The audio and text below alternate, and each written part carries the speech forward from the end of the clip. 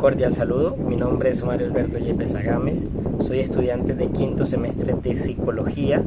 Voy a exponer acerca de sistema en la asignatura de Teoría Sistémica Relacional. Voy a dar a conocer su concepto, los subsistemas y su relación con el ámbito social. Entonces, para entrar en materia, como tal, sabemos que un sistema es un conjunto de elementos interrelacionados entre sí para lograr un objetivo en común. Pero también existe la posibilidad que dentro de ese mismo sistema existan diversos procesos para llegar también a ese objetivo en común, a pesar de que el proceso varíe dependiendo de a qué sistema nos estemos refiriendo. Más adelante les hablaré de los tipos de sistemas que hay y los que yo considero que son los sistemas centrales. Ahora bien, también existe la posibilidad que dentro de un sistema existan diversas afectaciones que puede o hacer un componente o varios de ellos que pueden alterar ese proceso a corto, a mediano, a largo plazo y puede generar problemas en ese sistema. Entonces, cuando hablamos de esas pequeñas afectaciones o cosas, son los fallos que realmente no están a la orden, sino que pueden ocurrir en cualquier momento.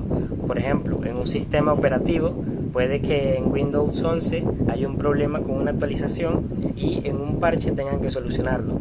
No es un problema que se esperaba haciendo la actualización, pero en la práctica se pudo observar que existía. De igual manera pasa, por ejemplo, con un sistema económico. Podríamos poner el socialismo. El socialismo en su teoría es muy práctico, muy buena, muy humanista, pero en el momento en cuando se ejecuta cambian diversos factores y tiende a fallar, como se ha visto en la historia como tal. También podríamos hablar de la misma forma del capitalismo, que no en todos los países funciona. Ahora bien, vamos a adentrarnos en lo que yo considero que son los dos sistemas centrales. Primero que todo, cuando hablo de sistemas centrales, me refiero principalmente a los sistemas abiertos y los sistemas cerrados. Son digamos que laterales, ¿no? Porque el sistema abierto consta de un proceso que es complejo, que posee tanto entradas, un proceso de por medio y salidas. Además de eso, en el otro lado, los sistemas cerrados son totalmente opuestos a lo que es un sistema abierto, ¿no?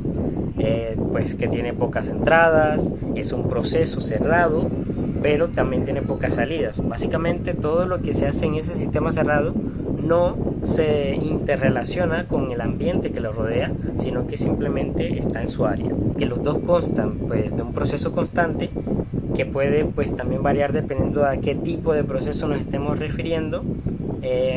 Y cuando hablamos de proceso, ¿vale? Podemos referirnos a diferentes terminologías en diversos ámbitos que pueden ser laboral, familiar, social, académico, profesional, personal, incluyendo aquellas fuera del contexto social y humano que podrían ser, por ejemplo, como mencioné antes, procesos informáticos, procesos, por ejemplo, de fauna, de flora, artificiales o demás. Teniendo en cuenta que yo, principalmente considero que los sistemas centrales son los abiertos y cerrados, dentro de esas categorías existen unos subsistemas, que serían un conjunto de elementos relacionados que forman parte de un sistema más grande.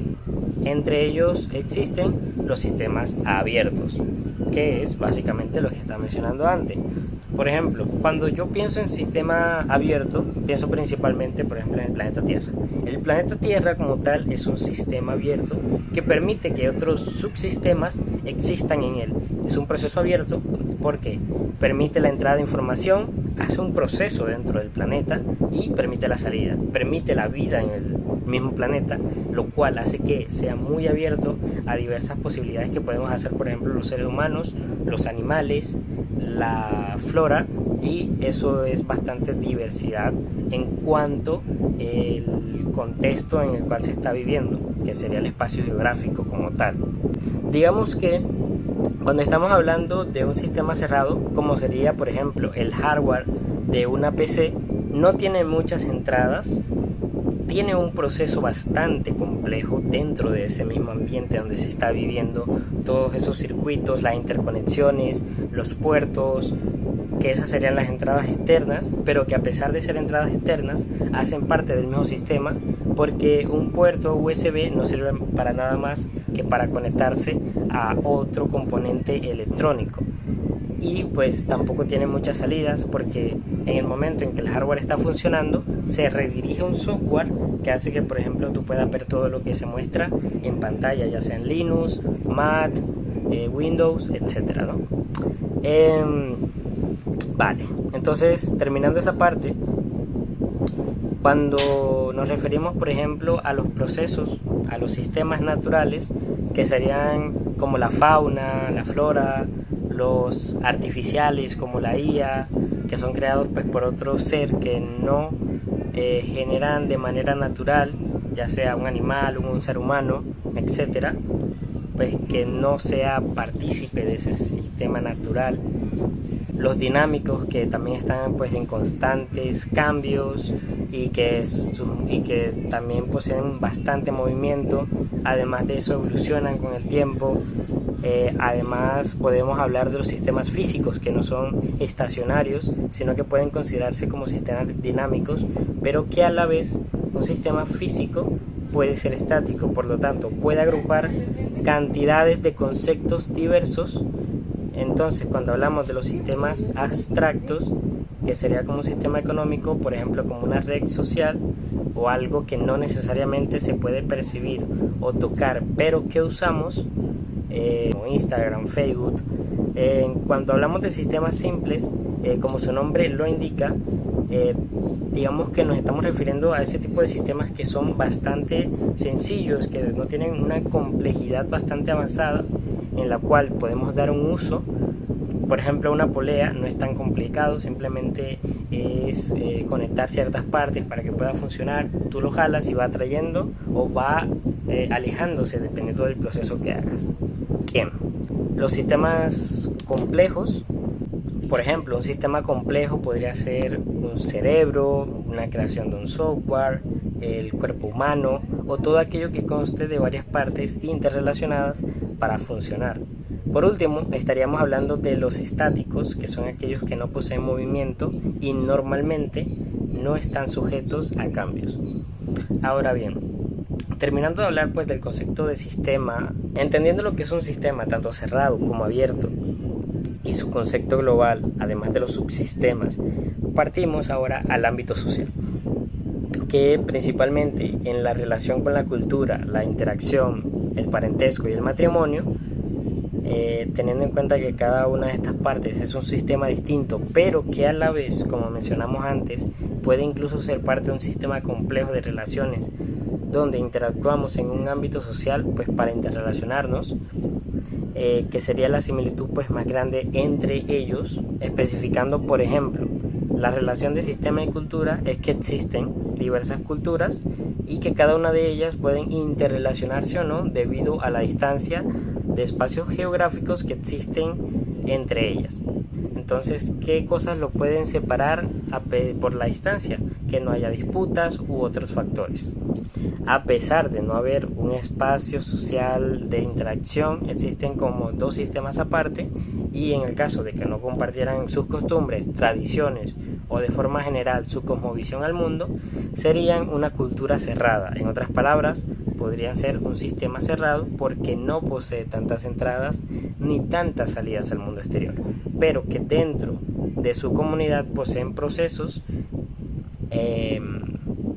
que sirven pues para nutrirse de ellos de conocimiento y tener pues su cultura, su costumbre, sus creencias intactas como tal.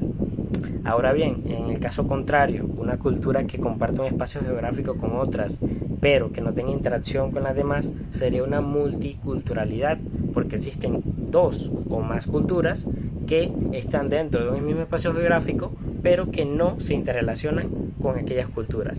Entonces estaríamos hablando pues, de un sistema que es abierto y cerrado, porque a pesar de no estar interrelacionándose directamente, al menos del sentido de la vista, de la visión, estás mirando sus costumbres, mirando cómo se comportan, mirando sus tradiciones, mirando su cosmovisión, su perspectiva acerca de lo que pueden observar, que tal vez diversa a la tuya, y pues allí hay un intercambio de conocimientos, así sea indirecto.